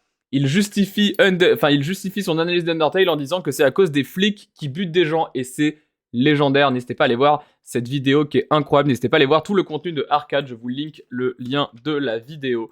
C'est trop bien. Voilà. J'adore Arcade. Arcade, please, collab. Je t'en supplie, tu es tellement malin. Et en plus, j'aime trop tes analyses sur les gamers. Voilà, je trouve ça excessivement malin. Merci de parler de marginalité et de nerdisme. Et ça, c'est intéressant, parce que ça montre que dans une œuvre avec autant d'enjeux commerciaux, industriels et culturels, et ben même le créateur est pas tant l'auteur, maître absolu de son œuvre. Même si, évidemment, les partis pris, ils viennent pas de nulle part, hein. Ils viennent des gens qui produisent les œuvres et qui sont eux-mêmes jamais neutres. J'ai envie de dire, surtout Thomas Astruc, parce que... Oh, la gueule de gauchiste qu'il a! Oh, la vie de ma mère! Oh, le gars a l'air d'être une parodie de gauchiste, je l'aime déjà.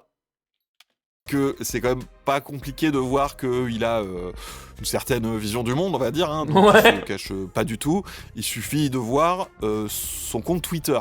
Alors, le tweet épinglé public de Thomas Astruc, je le traduis parce qu'il l'a fait en anglais en plus. Le capitalisme est une secte mortifère, basée sur le mythe de la croissance, aussi connu comme l'accumulation illimitée. Quand il arrête de fonctionner car les ressources de la planète sont limitées, il se transforme en fascisme, qui consiste en le sacrifice d'êtres humains jusqu'à ce que la croissance reparte.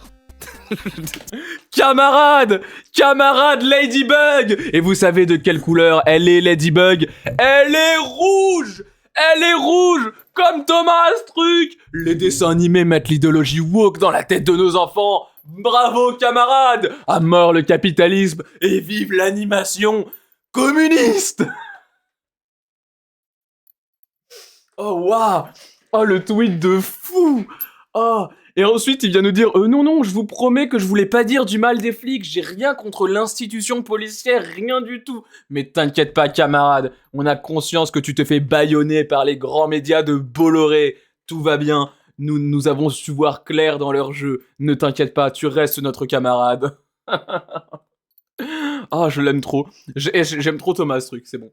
C'est son tweet épinglé, et je viens de remarquer qu'à côté de son nom, il a le symbole Extinction Rébellion, et sa PP, c'est Porco Rosso, avec marqué la phrase de je préfère être un cochon qu'un fasciste. Oh ouais. Thomas Astruc, camarade Thomas, qui dit ça quand même à 417 000 personnes sur Twitter, donc je pense que voilà, il assume plutôt pas mal.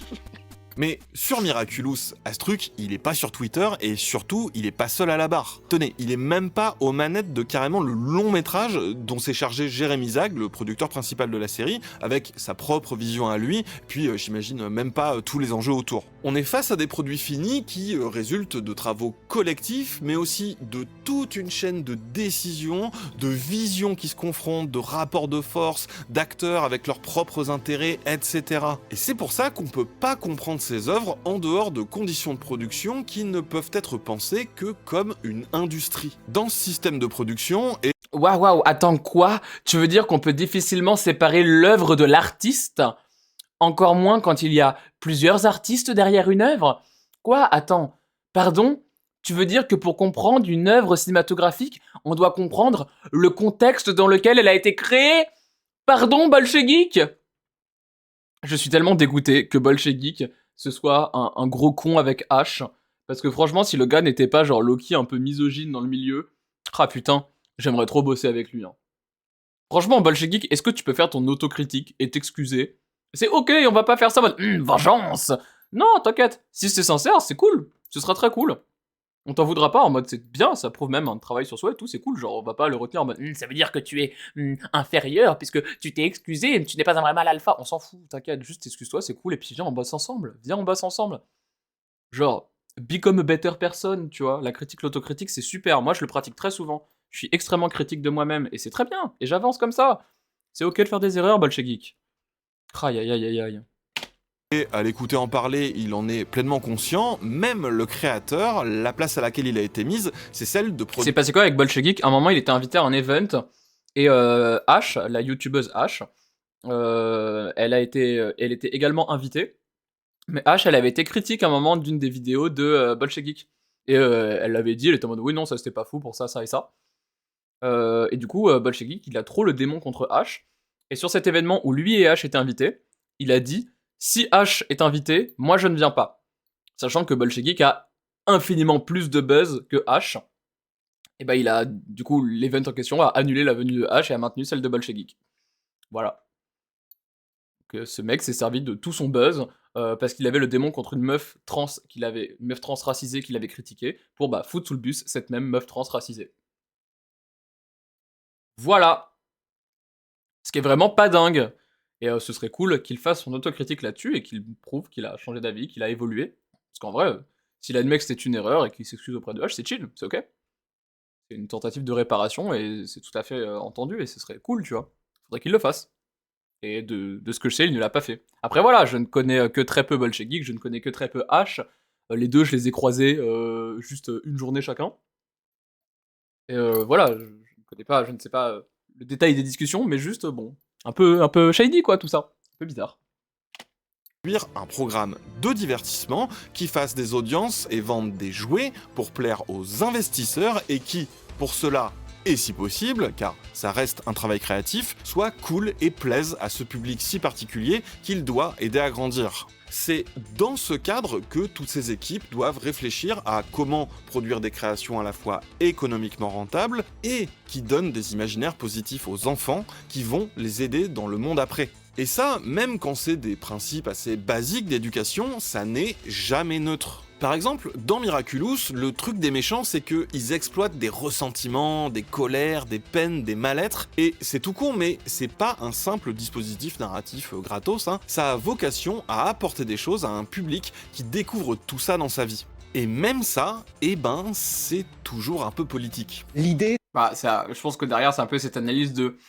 ça exploite la peur et la haine pour faire rendre les gens méchants. En mode, et vous savez qu'ici, qui exploite la haine et la peur, les nazis du Front National. Je pense que c'est un peu ça l'analyse derrière, I guess.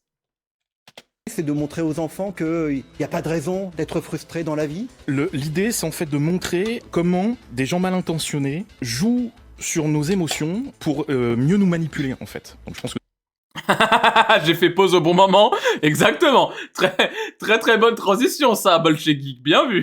Ça résonne beaucoup avec l'actualité en ce moment. Ça permettra aux enfants d'étudier et d'apprendre et de Excusez-moi, vous avez dit étudier étudier, oui. En fait, j'ai une anecdote qui illustre parfaitement comment toutes ces œuvres, en fait, elles sont influencées par toute la chaîne de production industrielle dans leur contenu et jusque dans les questions, on va dire, de société. Je peux pas affirmer que c'est quelque chose qui s'est passé sur Miraculous, je ne peux pas le prouver, mais disons, comme expérience de pensée, que l'exemple ce soit Miraculous Ladybug. Toutes ces productions-là, elles sont elles doivent être justifiées par le fait qu'ensuite ils vont vendre des trucs et notamment des jouets. C'est ce qui justifie un petit peu qu'on valide les projets. Ça c'est pas un scoop, ça fait longtemps que ça marche comme ça. Surtout des productions de ce niveau. Donc en fait, toute la chaîne, y compris du jouet, les magasins, les productions, etc., influent sur le contenu qu'il y a dedans. Miraculous, c'est une fille, donc c'est pour l'industrie du jouet, c'est un truc de fille. Donc, ce qu'ils vont dire, c'est mais nous, on va faire des poupées. Pourquoi ils vont dire ça? Parce qu'en fait, dans les magasins... Je vois pas encore là où ils veulent en venir, ça m'interroge. Alors, ça évolue, justement, c'est très genré, en fait, les rayonnages, donc on leur dit, non, mais nous, on fait des poupées. Et sauf que il faut qu'ils se battent en interne pour dire, attendez, mais non, parce que c'est un truc d'action. Les gens, et y compris les filles qui aiment Ladybug, est-ce qu'elles veulent vraiment des poupées? Non, elles veulent des action figures pour faire la bagarre et faire des aventures. C'est trop bien les action figures. Ah, un jour peut-être je parlerai de figurines. Je ramènerai un pote à moi qui est un malade de figurines, mais c'est trop bien. Les figurines, c'est incroyable. Les action figures, légendaires. Encore aujourd'hui, il m'arrive de ressortir des vieilles figurines et de jouer, à leur donner des petits coups de poing et faire du skate et se bagarrer et tout. C'est trop bien. Oh. Et sauter de toi en toi et tout. Mais ça marche pas parce que les action figures... Et fuck les figurines pop. C'est pour les garçons. Donc, le jouet, il est dans l'industrie du jouet, ils veulent pas. Donc, il y a un rapport de force qui se met en place. Et je ne dis pas qu'il s'est passé ça sur Ladybug, mais ils arrivent à obtenir, d'accord, faites des poupées, mais s'il vous plaît, est-ce qu'on peut aussi tester les action figures? Donc, ils arrivent à négocier ça. Et qu'est-ce qui se vend? Bah, les action figures. Bah ouais. Ah. En mode, ils se servent de leur série pour genre modifier... Enfin, ils créent un rapport de force à travers leur série pour venir genre wokiser l'industrie des produits dérivés. Ok, tu sais quoi? Tu sais quoi, ça peut me convaincre. Faut voir, je veux voir, tu sais quoi? Parce que là, j'ai des petites idées un peu pour et un peu contre qui me viennent en tête, mais tu sais quoi, je vais laisser Bolchegeek parler un peu, on va voir l'analyse. La bonne foi. Voyons voir. Logique. On avance quoi, un peu, mais c'est lent et c'est pas juste des gens qui disent non, je vais faire un dessin animé féministe ou je sais pas quoi pour chambouler. Tu peux pas, parce qu'en fait t'as une industrie derrière. C'est illustration 101 de infrastructure industrielle, superstructure qui produit la superstructure du monde des idées chez Marx. C'est vraiment là t'as un cas, c'est des cas vraiment on va dire exemple parfait chimiquement pur de ça. Voilà.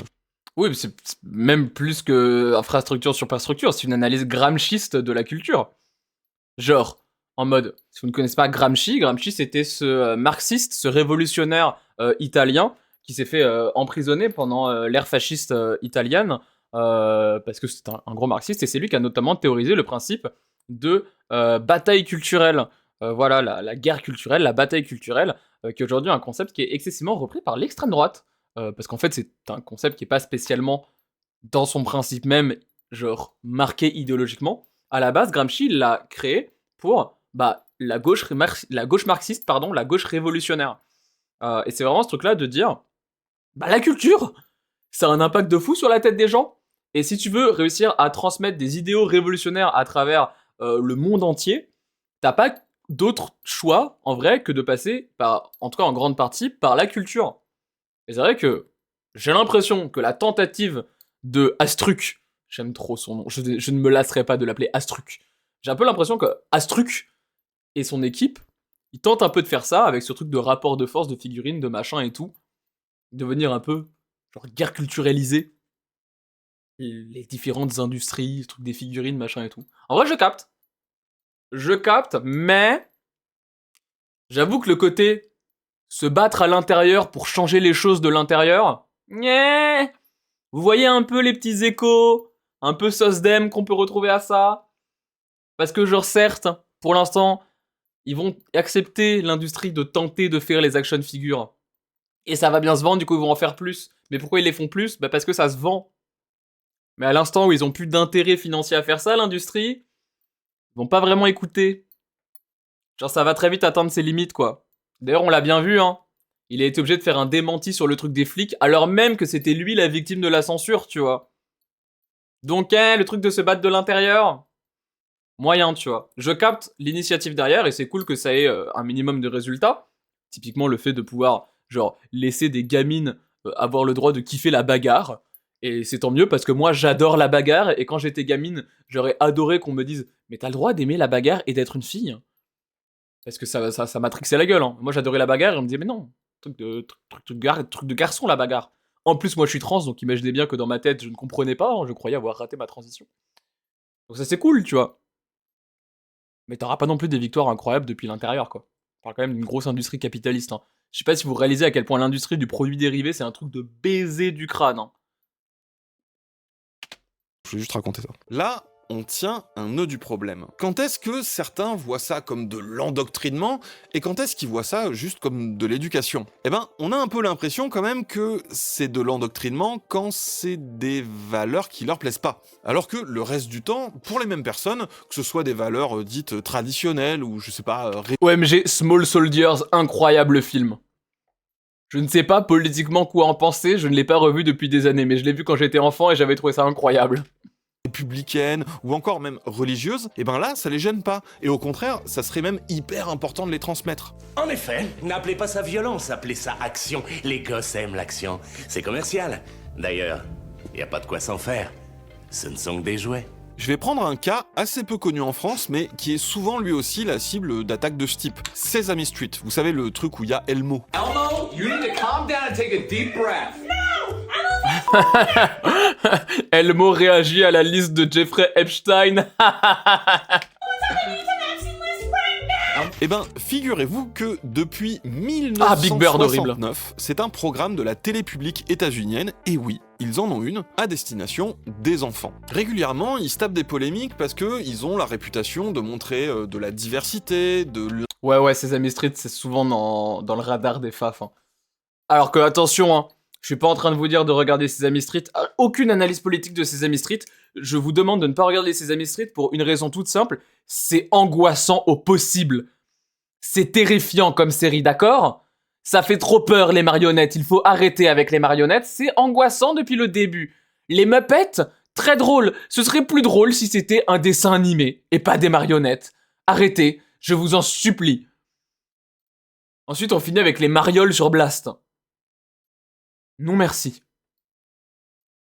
L'inclusivité, des sujets de société et tout et tout. Bref, c'est le wokisme, mais pourquoi ils ont cette réputation? Eh ben parce que justement c'est un programme éducatif avec une mission de service public, conçu avec des experts en sciences de l'éducation. Et évidemment que ces gens-là, ils savent que c'est mieux pour les gosses de leur donner des clés sur tous ces sujets, pour qu'ils soient représentés et pour qu'ils puissent se confronter au monde et aux autres avec quelques billes. C'est autant valable pour... Le problème des marioles, c'est pas tant les marionnettes, c'est l'écriture. Je suis d'accord que l'écriture des marioles est un énorme problème. Mais...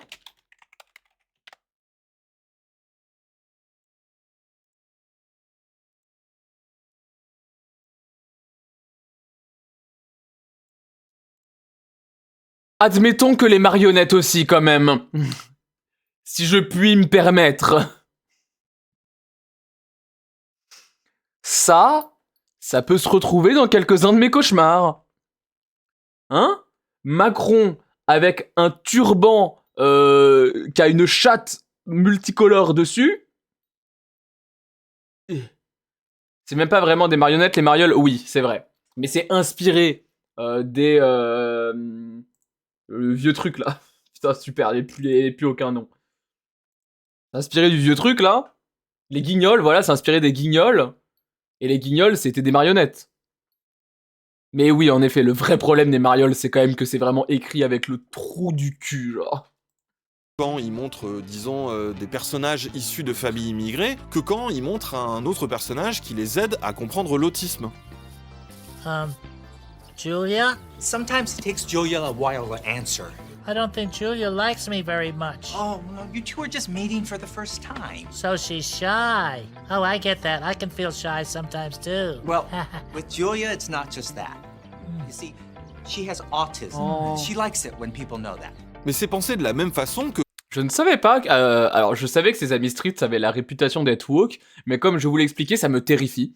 Et du coup, je ne regarde pas du tout Sesame Street. Également parce que j'ai 23 ans et je n'en ai plus 5 et demi. Arre, gougou gagac. Donc je regarde pas Sesame Street. Je regarde que des extraits quand Feldup en parle dans ses vidéos, et c'est arrivé plus souvent que ce qu'on peut croire.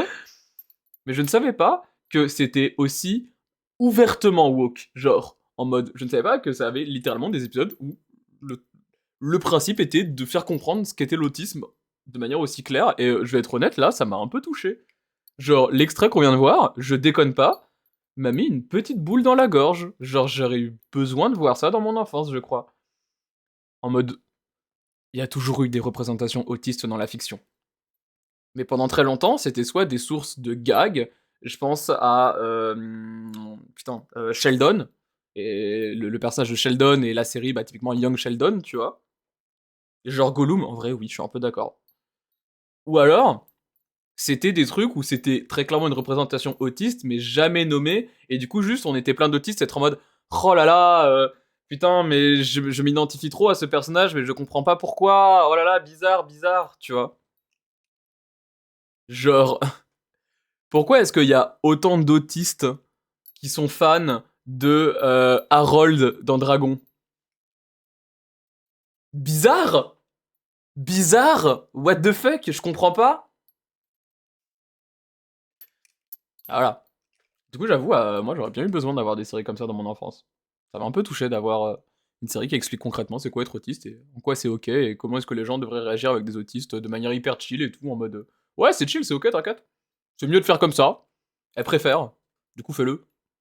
Ah ok, bon bah je le fais. Très bien. Lane, la reine des autistes, j'ai pas vu Lane. Christina dans Grey's Anatomy, j'ai pas vu Grey's Anatomy, mais je regarde bientôt. Là, parce que là, je regarde The Good Doctor. J'ai presque fini. Après The Good Doctor, je regarde Doctor House. Et une fois que j'ai fini House, je regarde Grey's Anatomy. J'adore les séries de merde, d'accord? C'est incroyable. Aïe aïe aïe. Et Lane, je compte regarder très très rapidement. Là, dans l'ordre, j'ai Devilman, Lane et un autre truc dans le même délire, je crois. Evangelion, voilà. Et Evangelion. Et probablement Puella Magi Madoka Magica également. Et sûrement Utena par la même occasion. D'accord, je me refais toute ma culture de meuf trans, ok? On dirait que je suis encore une meuf trans dans l'œuf, mais je vous jure, c'est juste que j'ai pas de culture, ok? Devilman l'OG ou Crybaby? Crybaby. Je ne savais pas qu'il y avait un OG. Trigger warning transphobie d'ailleurs dans la série, laquelle? Parce que dans celle que j'ai dit, il y en a sûrement plusieurs. Puella Magica, oui, c'est ça. Ok, reprenons. Ça fait 1h30 qu'on est sur ce react de 25 minutes. Quand, et je déconne pas, ils ont conçu tout un épisode pour aborder le sujet de la mort et du deuil, lorsqu'il a fallu expliquer au public pourquoi un vieil animateur de l'émission, il allait pas revenir. Oh, c'est beau. Big Bird, Mr. Hooper's not coming back. Why not? Et oui, on endoctrine les enfants à vivre ensemble et à appréhender le monde. Je sais, c'est terrifiant. En tout cas, ça a l'air de faire très peur à certains, et ça... House, il y a des histoires avec de la grosse transphobie. Oh bah t'inquiète pas, hein.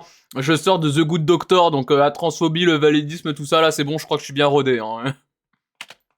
Ça serait peut-être bien qu'on s'interroge collectivement sur le pourquoi.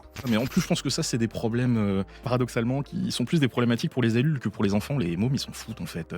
Oui, mais vous c'est mettez naturel d'être qu'il y ait une égalité entre les hommes et les Oui, femmes. mais vous, il y a une volonté de souligner ça. Ouais, mais enfin, nous, ce qu'on fait, c'est juste normal. Hein. On vit dans un pays qui s'appelle la France. La devise, c'est liberté, égalité, fraternité.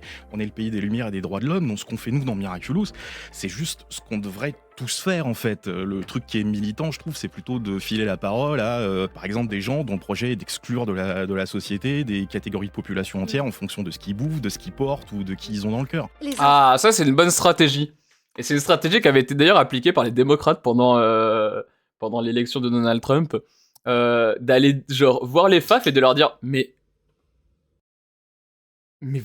vous êtes trop bizarres, genre. » J'adore ça.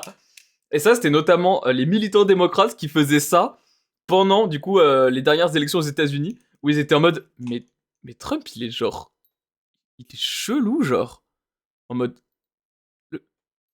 C'est trop bizarre de parler des trucs dont il parle, genre. J'adore vraiment la culpabilisation en mode... Mais vous êtes... C'est bizarre, genre. C'était incroyable. Précisément l'utilisation de bizarre, hein, du mot weird. Genre, en mode... Vraiment, c'est en mode...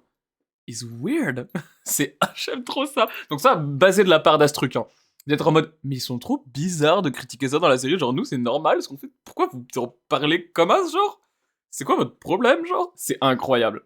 En mode, j'adore culpabiliser les faf, mais tu sais, genre les faire se sentir chelou, genre en mode, pour que même eux ils soient en mode, merde, pourquoi est-ce qu'elle réagit comme ça? Elle devrait être en train de pleurer, d'être blessée ou quoi? Pourquoi elle me dit que je suis bizarre? Je comprends pas. Oh non, c'est incroyable! Culpabilisons un peu les gens là. Enfants sont notre avenir. Si nous le voulons radieux, nous devons aider chaque enfant à briller. C'est le moment de vous abonner au journal L'Humanité grâce au lien en description. Ça peut faire un cadeau original pour Noël ou une bonne résolution de nouvelle année, tout en soutenant un média indépendant des milliardaires et permettant à cette émission d'exister. C'était Solarpunk. Eh bien, si vous cherchez Odyssée de la chaîne Pause Toujours et permettant à cette émission d'exister. Cet épisode a d'ailleurs été coécrit par Odyssée de la chaîne Pause Toujours. Et d'ailleurs, vous vous souvenez celui sur le Solarpunk? Eh bien, si vous cherchez quelque chose de plus matériel à mettre sous le sapin, le magazine sortira le 24 décembre tout pile un numéro spécial Utopie et Avenir désirable où vous retrouverez ma contribution aux côtés de textes entièrement originaux d'auteurs et d'autrices de fantasy et de SF. Ok. Bonne fête tout le monde. Merci bien Bolchegeek. Ok, bah super la vidéo. Bon, on a parlé de plein de choses. Et c'est vrai que on n'a pas beaucoup parlé de Ladybug. Mais merci beaucoup pour cette vidéo qui m'a servi de support pour aborder des sujets très importants, Bolchegeek. Incroyable, j'avoue, je ne connaissais que de loin Miraculous Ladybug. Ça ne m'a pas spécialement donné envie de regarder, je vais être honnête. J'ai quand même des grosses critiques, comme on l'a vu dans ce que je disais aujourd'hui sur cette série. Il y a quand même des trucs très positifs. Hein. J'avoue, je préfère 1000 fois ça à Rick et Morty, hein, en termes de dessin animé, voilà. C'est quand même pas plus mal. Merci beaucoup, Bolchegeek. Merci beaucoup, Luma. L'Humanité, please, collab. Je pense qu'on va finir là-dessus pour la capsule, on a déjà 1h30 de React, j'ai pas grand-chose à rajouter, tout ce que j'avais à dire, je l'ai déjà dit tout du long. Donc bah écoute YouTube, n'hésite pas à laisser un pouce si tu es arrivé jusque-là, à t'abonner à cette chaîne, viens me voir sur Twitch, bien sûr, mets un commentaire, tu sais quoi YouTube, dis-moi dans les commentaires, qu'est-ce que tu peux me dire dans les commentaires? Dis-moi dans les commentaires, quel est ton super-héros woke préféré, voilà. Dis-moi c'est quoi ton super-héros woke préféré, n'hésite pas, raconte-moi ta vie et tes goûts dans les commentaires YouTube, je veux savoir, je lis tous les commentaires. Allez, des bisous YouTube, à la prochaine.